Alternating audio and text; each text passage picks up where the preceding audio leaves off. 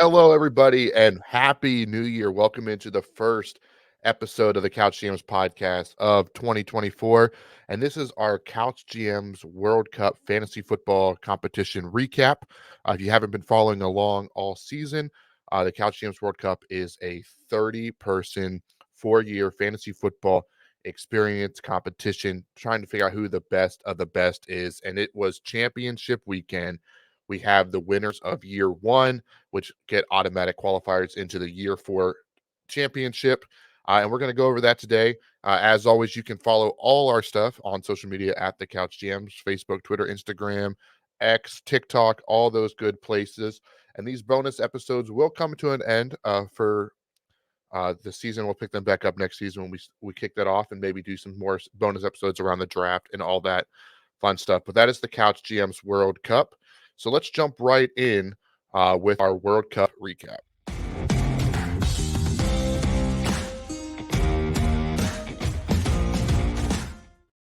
Alrighty, and like I mentioned, this is recapping championship weekend of the Couch GMs World Cup, and we're gonna typically we go Group A, B, and C, but let's go today championship matchups that from least competitive to most competitive.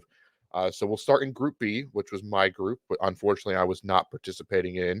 But we had Shelby and Hayden competing in this matchup. And this is a reminder to head over to YouTube if you want to check out the scores and statistics and standings and all that on the screen, or open up the video section on Spotify, or you can just listen because I'll talk it throughout there. But Shelby completely dominated this match with a 146.06 victory to 62.98.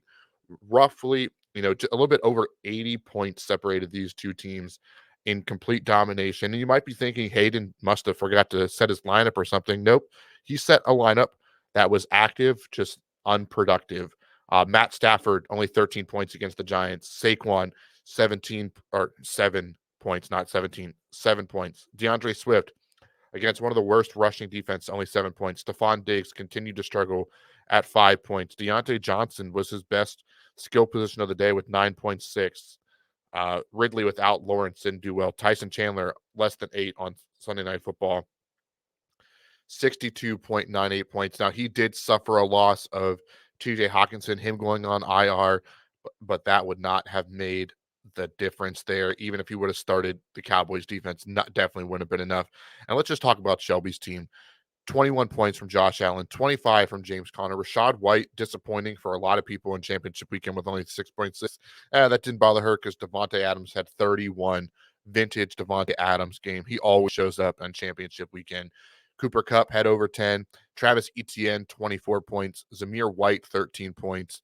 And then the Eagles defense surprised with that loss to the Cardinals. So congrats to Shelby, one of the two females in the Couch GMs competition, and takes home a championship and gets that automatic qualifier bid for the year 4 tournament. So congrats, Shelby, on your victory. But before we jump into the next group, that was just the championship match. I'm not going to go over every team, but I will let you take a look and see how the teams finished. So Bree, who was the number 1 seed going in, lost 113.64 to 115.40. So she'll be in 4th. Reed will finish 3rd. So we have Shelby, Hayden, Reed, then Bree. Then Marcus beat me 127.78 to 120.42.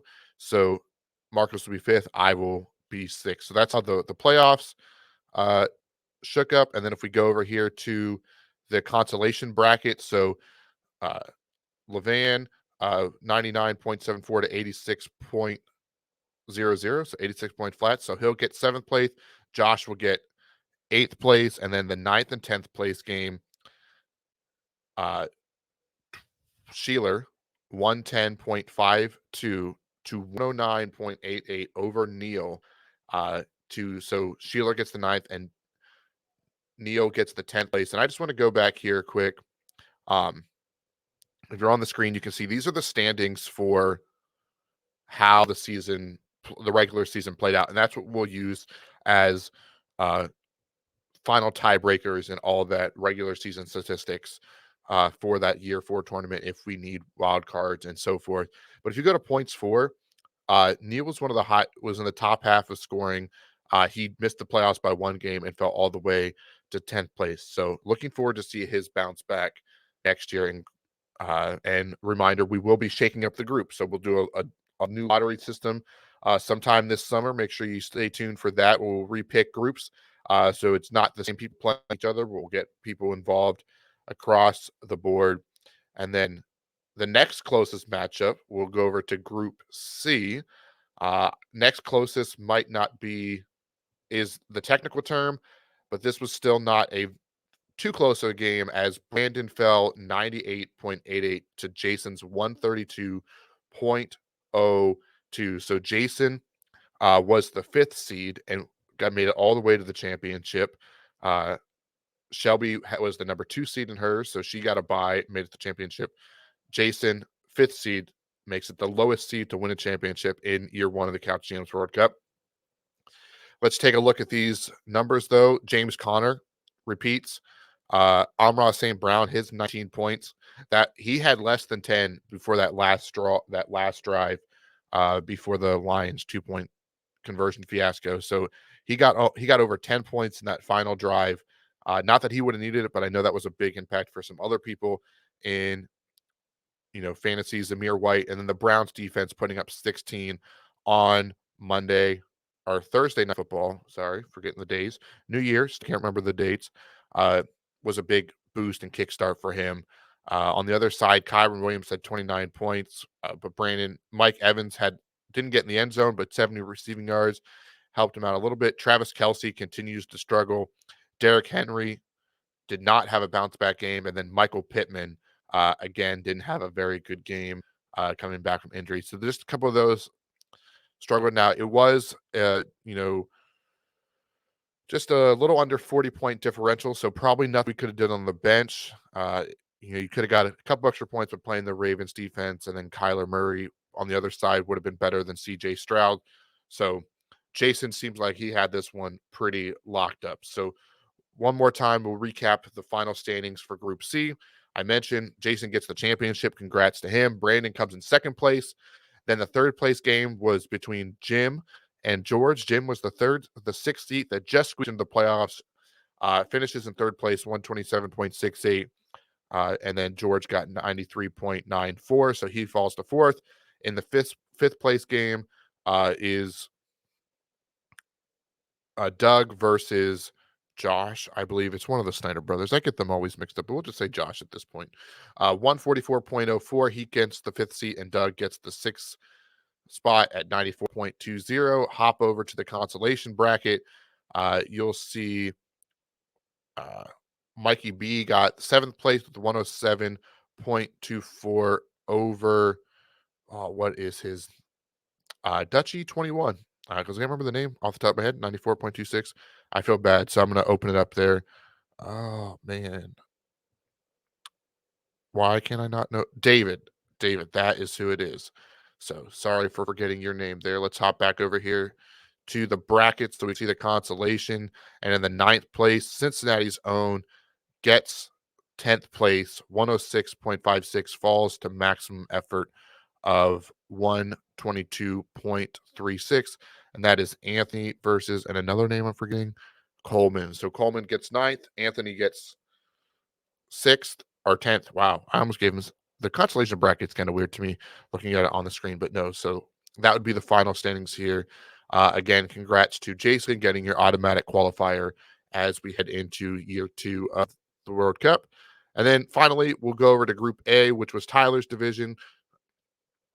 Tyler didn't do very well in that matchup, as you see that pop on the screen, but we'll get back to that here in a second.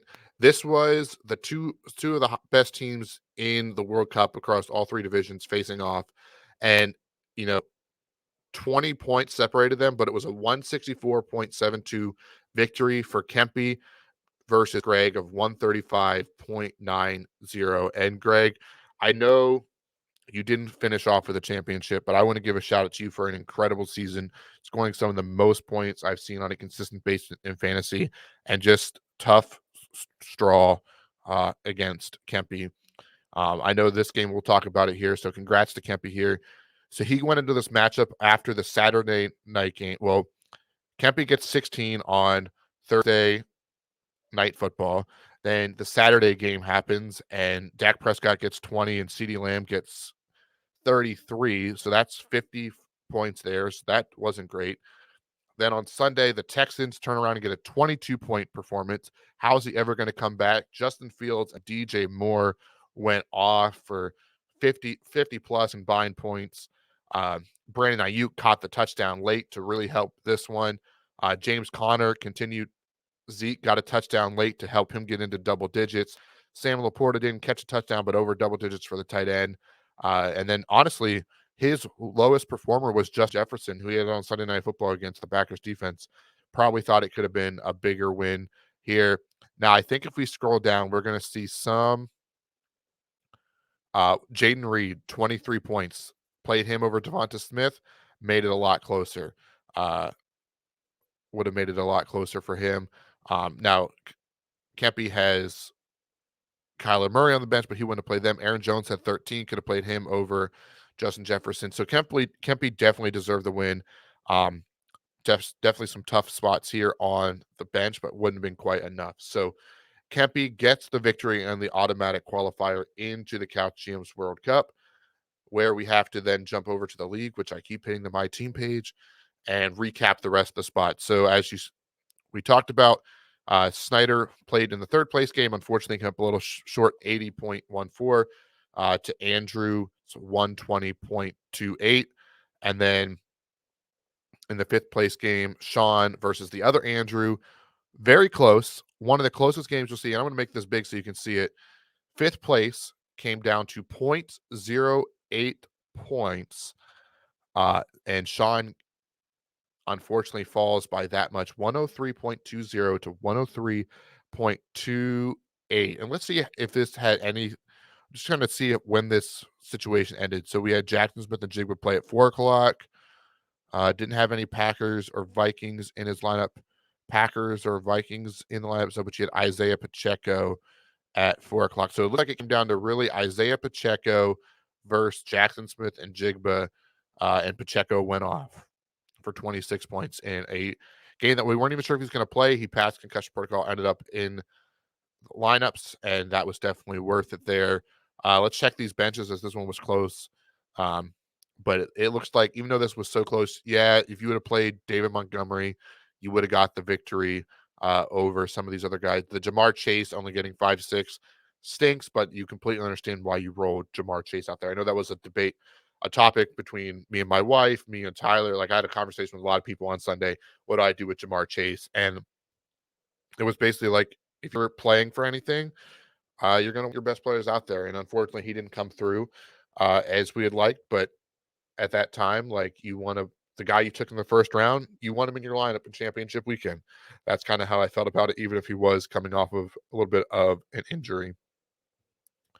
Let's check out the consolation bracket here in Group A just to finish out the seventh place game. Colin lost 68.38 to Cam. So Cam takes second place with a 93.26 victory. Colin will take eighth, and then ninth and 10th. It looks like Urban Warfare 82.98 goes to 10th place as Black Sheep, which is one of the other Snyders. Let's say that one's Nick. I could have them backwards.